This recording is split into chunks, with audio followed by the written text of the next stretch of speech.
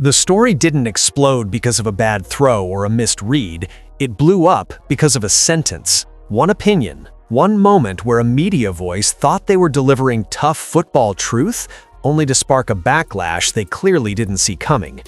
What followed wasn't just fan outrage or online noise, it was something far more uncomfortable, a conversation about bias, power, and how quickly a narrative can harden before the facts ever catch up. At the center of it all is Shedeur Sanders, a young quarterback who hadn't even been given time to settle into chaos before being framed as the cause of it. The coverage didn't sound patient, it didn't sound neutral, and to a growing number of fans, it didn't even sound like football analysis anymore. It sounded personal, calculated, like a story that had already decided how it was going to end. What made this moment different wasn't just the criticism itself, because quarterbacks get criticized every week. It was how fast the tone shifted, how quickly normal growing pains became red flags, how leadership questions appeared before patterns on the field ever could. Fans started asking why familiar excuses never showed up this time, why context disappeared, and why the same phrases seemed to follow only one player, again and again. Then came the moment that changed everything. Not a highlight, not a stat line, a voice on live radio saying the quiet part out loud.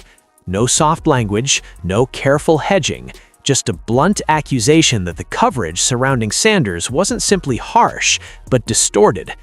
That what Cleveland fans were being fed wasn't accountability, but a narrative shaped long before the season ever unfolded. And once that was said publicly, there was no putting the toothpaste back in the tube. Because suddenly, this wasn't just about whether a quarterback was struggling, it was about who gets patience and who gets pressure, who gets labeled a project and who gets labeled a problem. It was about how certain words carry more weight when applied to certain players, and how those words can follow someone long after the play clock hits zero. And that's when the spotlight shifted, not away from Sanders, but outward, toward the people asking the questions, writing the headlines, framing the discussion. Fans started rereading articles differently, listening more carefully, wondering whether what they were being told to think actually matched what they were watching. The fire didn't start on the field, it started with a narrative, and once fans saw the cracks in it, everything else began to unravel. The moment everything shifted can be traced back to a single stretch of commentary that didn't sound explosive at first glance. It came from Jason Lloyd, a longtime media voice whose opinions usually land as standard post-game analysis. This time, though, the tone was sharper, less about reads, footwork, or scheme, and more about who the quarterback supposedly was behind the scenes: leadership, toughness, locker room presence, the kind of intangibles that can't be disproven with tape but stick like glue once they're spoken out loud. At the center of the critique was Shedeur Sanders, still early in his time under center, still learning an offense inside an organization that hasn't exactly been known for stability. Lloyd's comments framed Sanders as someone already wearing out his welcome, someone whose mistakes weren't just growing pains, but warning signs. The problem wasn't that criticism existed, it was how fast it escalated. One incomplete pass became a reflection of attitude. One sideline moment became evidence of leadership concerns. The jump from football to character happened almost instantly. What caught fans off guard was how selective the framing felt. Lloyd's take leaned hard on negatives while barely acknowledging the context around them. A missed opportunity was magnified. A positive sequence passed over. Progress was treated as irrelevant, while flaws were treated as foundational. To many listeners, it sounded like a story that had already decided Sanders was the issue, and every moment afterward was being filtered through that lens. And this wasn't just some throwaway comment lost in the daily media churn. It circulated. Clips were shared, quotes were pulled. Suddenly, Sanders wasn't being discussed as a quarterback navigating a messy situation, but as a potential problem the Browns needed to brace themselves against. That shift mattered, because once that framing takes hold, it changes how every future moment is perceived. Every press conference answer, every expression, every bounce of the ball. The reaction online was almost immediate. Fans didn't argue that Sanders had been perfect, they argued that the standard being used on him felt different. Why were leadership alarms ringing so early? Why did similar mistakes by other quarterbacks get softened with phrases like learning curve, while Sanders' errors were treated like proof of deeper flaws?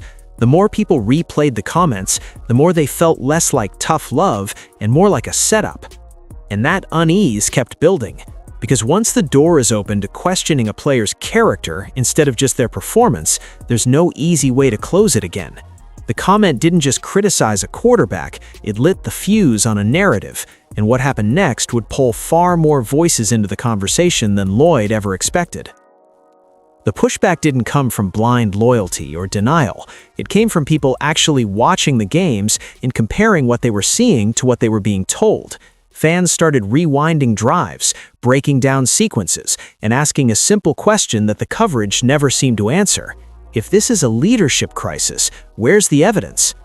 What they saw on the field didn't match the urgency of the narrative being built around Shedeur Sanders, and that disconnect is what made the story start to crack.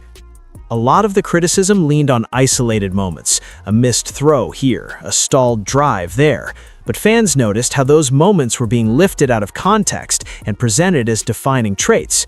Drives where Sanders kept plays alive didn't carry the same weight. Tough throws under pressure barely registered. Progress within chaotic game flow was quietly ignored. Instead, the focus stayed locked on what went wrong, stripped of everything else happening around it. And there was plenty happening around it. Broken protections, receivers failing to separate, missed assignments that forced rush decisions. Fans pointed out that other quarterbacks in similar or even worse situations were being described as developing or being put in a tough spot. With Sanders, the language was sharper, less forgiving. The benefit of the doubt disappeared before it ever had a chance to exist. That double standard didn't sit right. Social media started filling with side-by-side comparisons, similar stat lines, similar mistakes, very different narratives. People began asking why one quarterback gets patience while another gets pressure, why leadership questions emerge weeks into a tenure instead of seasons later, and why those questions always seem to hover around certain players more than others. Another major red flag for fans was what wasn't being discussed: the broader dysfunction, the lack of continuity, the organizational noise surrounding the team. Those factors mattered, yet they were barely present in the criticism aimed at Sanders. It felt like the story had narrowed its focus so tightly that everything else became invisible. The team struggled, but somehow the quarterback alone carried the weight of it. As more fans talked, the narrative lost its momentum. What had been framed as insider insight started to sound like exaggeration. Loaded language replaced analysis. Assertions replaced explanation. And instead of pulling fans toward consensus, the coverage did the opposite. It made people skeptical. Because once fans feel like context is being withheld, trust evaporates fast. That skepticism turned into something louder. Fans weren't just questioning the takes anymore, they were questioning the motives behind them. And that growing resistance set the stage for what came next. Because when narratives stop working on the audience, someone eventually says it out loud. That moment arrived when Carman stopped tiptoeing around the issue and spoke with a clarity that caught everyone off guard. Live on air, with no rehearsed soundbite and no polite cushioning, Carman said what a growing part of the fan base had been dancing around. The coverage wasn't just unfair, it wasn't just overly harsh. In his view, it followed a pattern, and that pattern deserved to be called out directly instead of disguised as football commentary. What made Carman's comments hit so hard was how deliberate they were. He didn't hide behind vague generalities. He didn't talk about some people or certain narratives. He named exactly what he thought was happening and why it mattered.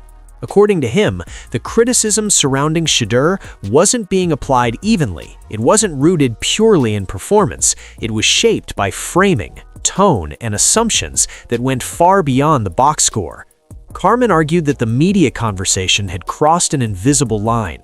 Critique had drifted into character judgment. Analysis had morphed into speculation. And once that shift happened, Everything Sanders did was being reinterpreted through a hostile lens. Calm became detached, confidence became arrogance, frustration became a leadership flaw. In Carman's eyes, this wasn't accidental, it was systemic. He made it clear this wasn't about defending bad play or silencing criticism. Quarterbacks are supposed to be evaluated, mistakes are supposed to be discussed, but Carman's issue was with how fast the benefit of the doubt disappeared and how rarely it was offered in the first place. He pointed out that other quarterbacks get years of grace in messy situations, while this one was being judged as if the verdict had already been reached. The most uncomfortable part of Carman's commentary was his suggestion that race couldn't be ignored in how these narratives form. He didn't accuse anyone of explicit intent. Instead, he challenged the structure itself, the history, the familiar language that shows up again and again when certain quarterbacks struggle, the coded words that sound neutral until you hear them repeated often enough. According to Carman, when you zoom out, the pattern becomes impossible to miss. That's why the reaction was immediate. Some people bristled, others went quiet, but a lot of fans felt something close to relief, not because the situation was suddenly fixed, but because someone with credibility finally acknowledged the imbalance they'd been sensing all along. Carman didn't create controversy out of thin air, he gave shape to it, and once the conversation had a name, it stopped being easy to dismiss. From that point forward, this wasn't just about whether Sanders could play quarterback in Cleveland.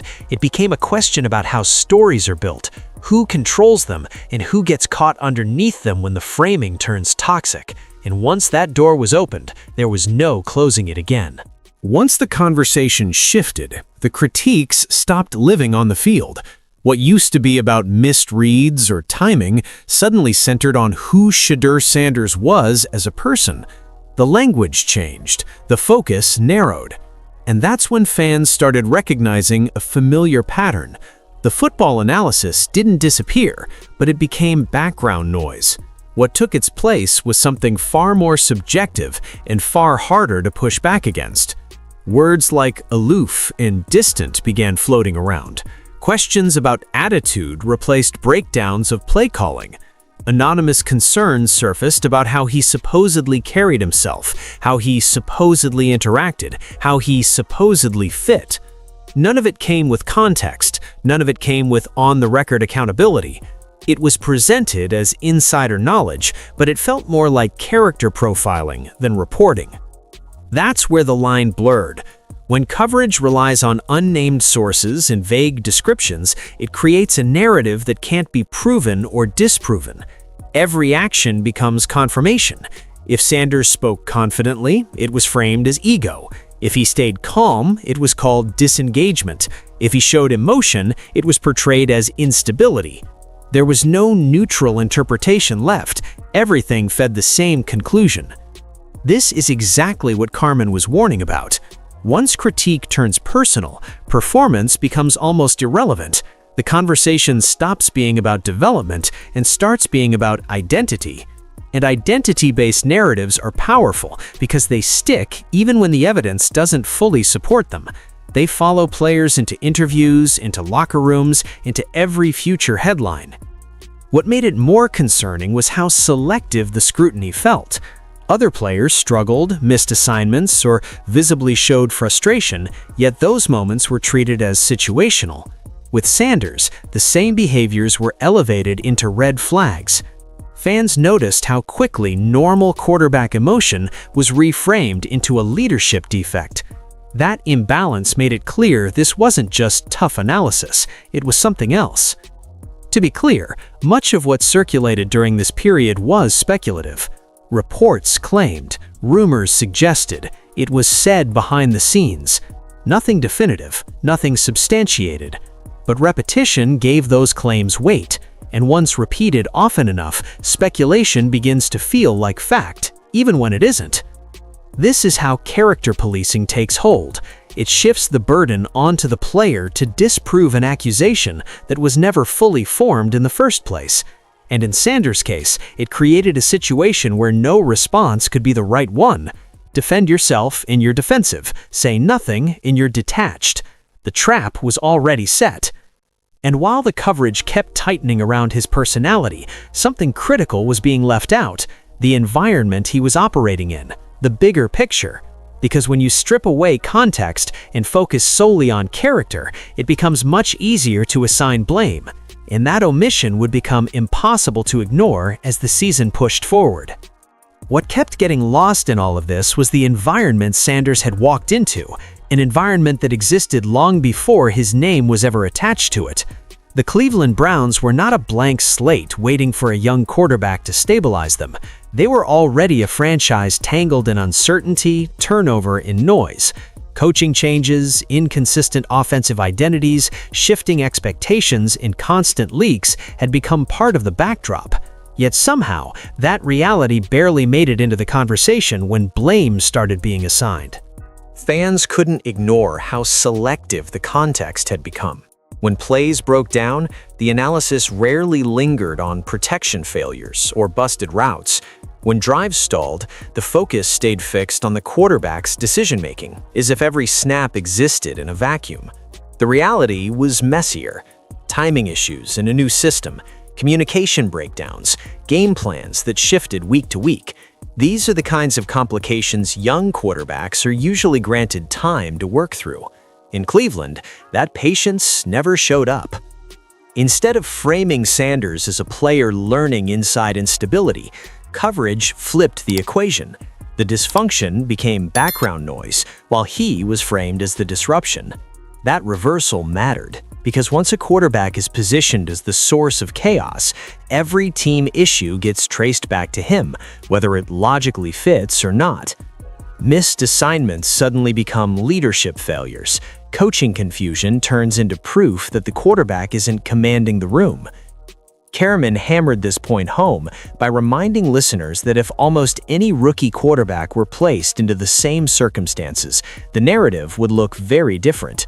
They'd be described as needing support. They'd be shielded by phrases like bad system or lack of continuity. But those phrases rarely appeared here. The lens stayed tight, and the blame stayed narrow. What made that omission so glaring was how visible the broader problems actually were. Rotating lineups, unclear offensive direction, players learning on the fly. None of it was hidden. Fans saw it every Sunday. Yet the headlines kept circling back to the same conclusion, that the quarterback was dragging everything down. To many observers, that didn't just feel wrong, it felt dishonest. Ignoring context doesn't just skew analysis, it reshapes perception. It teaches audiences to look for failure in one place instead of asking harder questions about structure and leadership above it. And once that habit forms, it becomes easier to overlook systemic issues entirely. Sanders became the story not because he explained the chaos best, but because he was the easiest target within it. And as long as that context stayed buried, the narrative stayed intact. But the longer the situation dragged on, the harder it became to pretend the environment didn't matter. Because when dysfunction keeps resurfacing no matter who's under center, eventually the spotlight has to widen.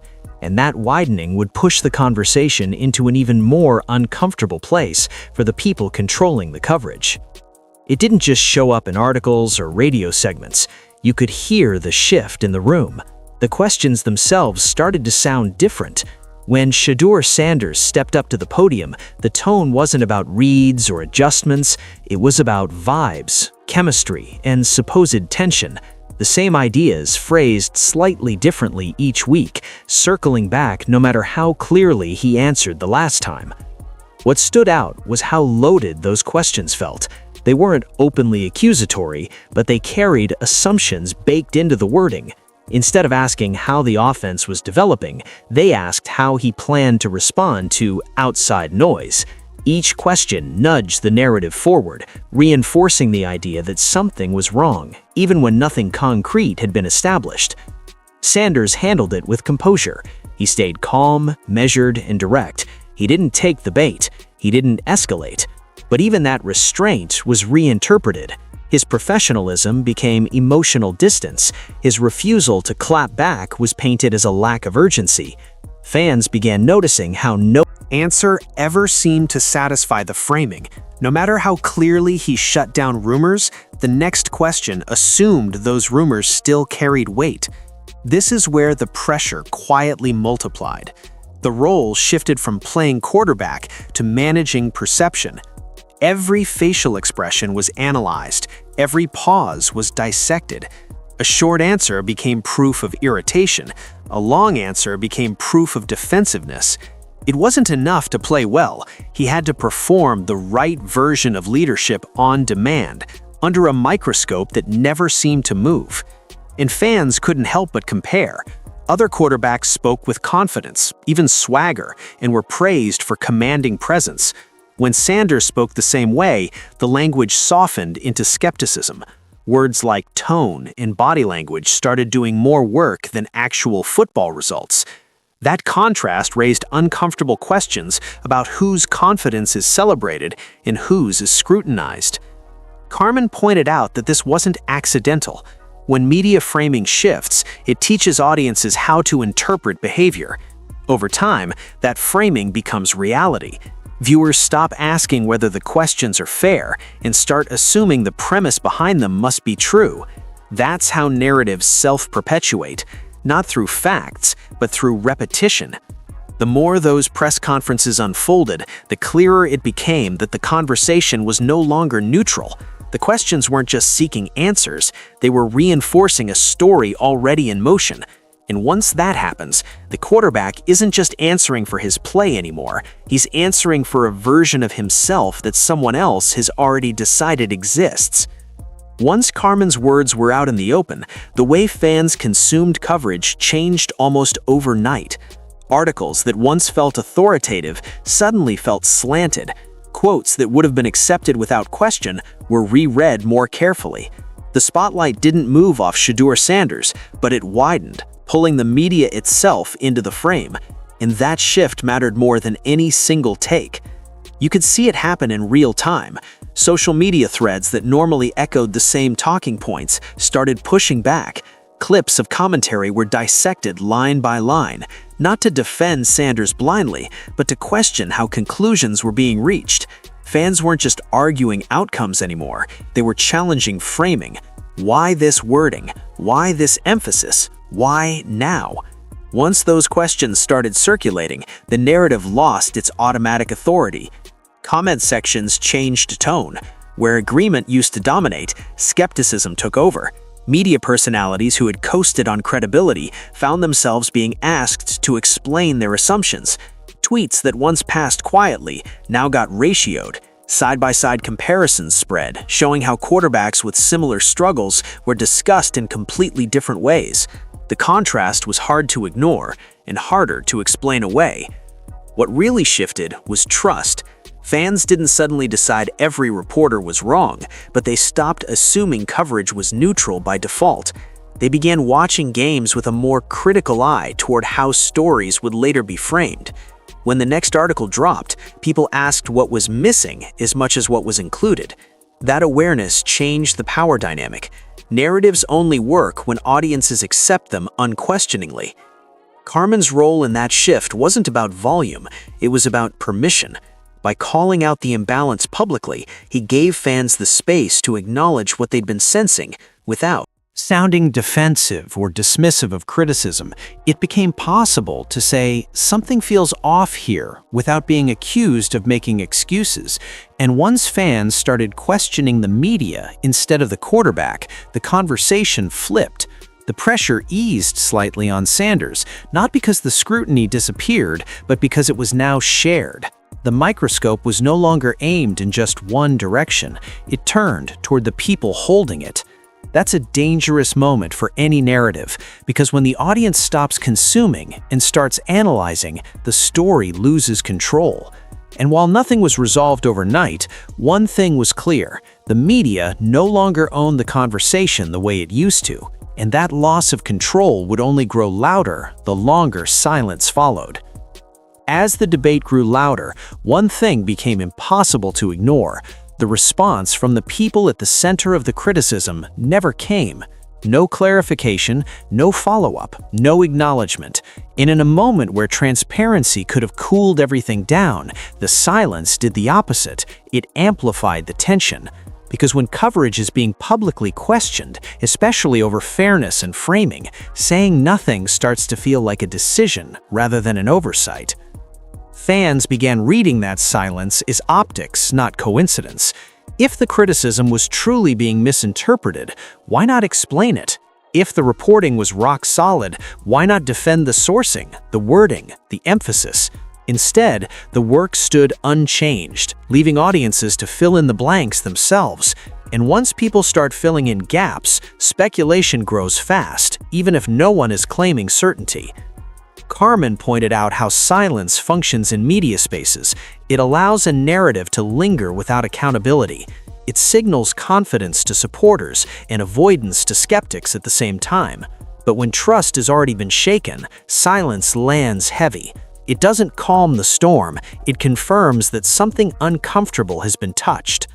What made it more striking was how much was being demanded of Shedeur Sanders in comparison. He was expected to answer every question, address every rumor, carry himself perfectly under pressure. Meanwhile, the voices shaping those narratives weren't held to the same standard of openness.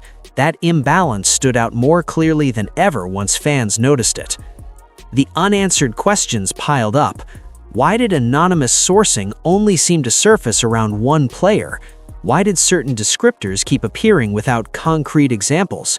Why wasn't organizational instability examined with the same intensity? None of those questions required accusations to feel valid. They existed because the silence created space for them. And in media, space is powerful.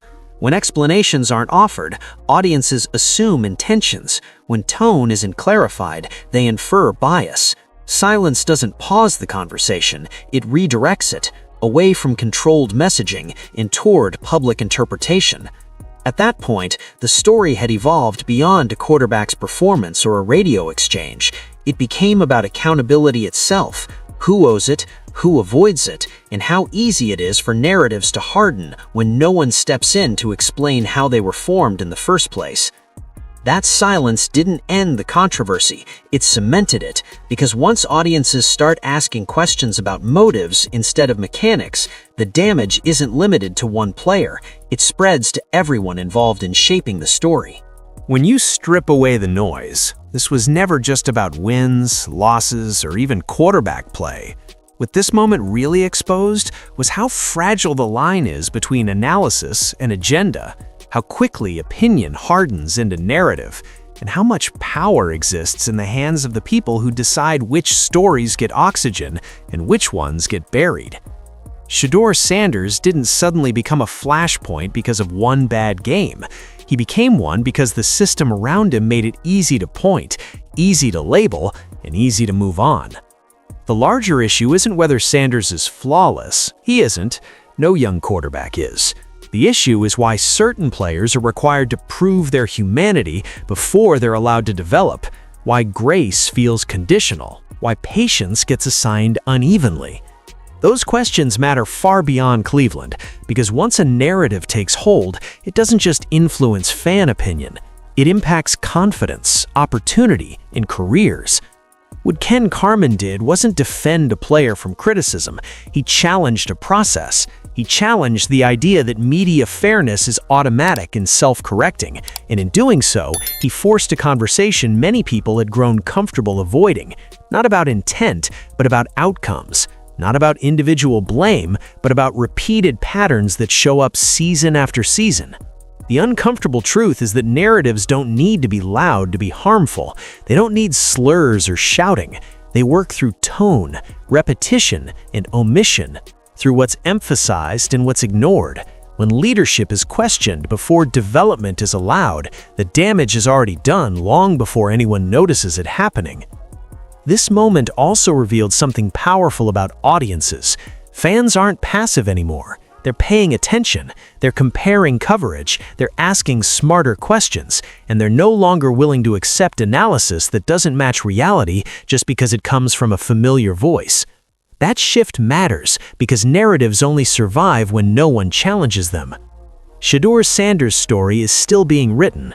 What kind of quarterback he becomes will ultimately be decided on the field. But what this controversy made clear is that media stories get written much faster, and not always fairly. And when those stories go unchecked, they leave marks that stats can't erase. The spotlight may still be on the quarterback, but it's no longer his alone. It's on the people framing the conversation, choosing the words, and shaping how fans see the game. And now that that light is turned outward, the question isn't whether this story fades, it's whether the standards change when the next one begins.